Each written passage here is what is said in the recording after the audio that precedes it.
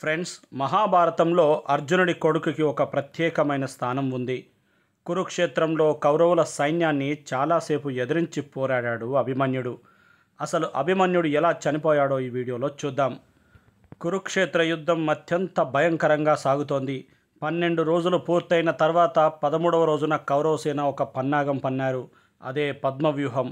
అయితే పాండవులు ఎవరూ కూడా పద్మవ్యూహాన్ని ఛేదించలేకపోయారు. అప్పుడు ధర్మరాజు అభిమన్యుడిని పిలిచి తన సహాయం అర్థించాడట. అభిమన్యుడికి పద్మవ్యూహం లోపలికి వెళ్ళడం మాత్రమే తెలుసు, కానీ బయటికి రావడం తెలియదు. అయినా ధర్మరాజు దానికి ధైర్యాన్ని నూరిపోసిన తర్వాత అభిమన్యుడు పద్మవ్యూహంలోకి అడుగుపెట్టాడు. అభిమన్యుడిని పాండవులు అనుసరించి లోపలికి వెళ్ళారు.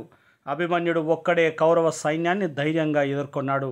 అది గమనించి యుద్ధనీతికి వ్యతిరేకంగా దుర్యోధనుడు, ద్రోణుడు తదితరులందరూ కలిసి అభిమన్యునికి వ్యతిరేకంగా పోరాటం చేసి అన్ని వైపులా అతనిపై దాడి చేసి అభిమన్యుని చంపేశారట. అందరూ అభిమన్యుడు పద్మవ్యూహాన్ని ఛేదించలేకనే చనిపోయాడని అనుకున్నారట. కానీ అభిమన్యుడు పద్మవ్యూహాన్ని ఛేదించలేక చనిపోలేదని, కౌరవులు దొంగ దెబ్బ తీసి చంపేశారని తెలుసుకున్న అర్జునుడు అభిమన్యుడు ఎలాగైతే లోపలికి వెళ్ళాడో అలాగే వెళ్ళి ప్రతి ఒక్కరిని చంపి తన ప్రతీకారాన్ని తీర్చుకున్నాడు. ఫ్రెండ్స్, మహాభారతంలో శ్రీకృష్ణునికి అర్జునుడికి ఎంత పేరు ప్రఖ్యాతలైతే ఉన్నాయో అభిమన్యుడు కూడా అదేవిధంగా పేరు ప్రఖ్యాతలు సంపాదించుకున్నాడు అనుకోవడంలో అతిశయోక్తి లేదు. ఈ వీడియో కనుక మీకు నచ్చినట్లయితే నలుగురికి షేర్ చేయండి. మన ఛానల్ని సబ్స్క్రైబ్ చేయడం అయితే మర్చిపోకండి. మన ఇతిహాసాలను నలుగురికి పంచడంలో తప్పులేదు. సర్వే జనః సుఖినో భవంతు.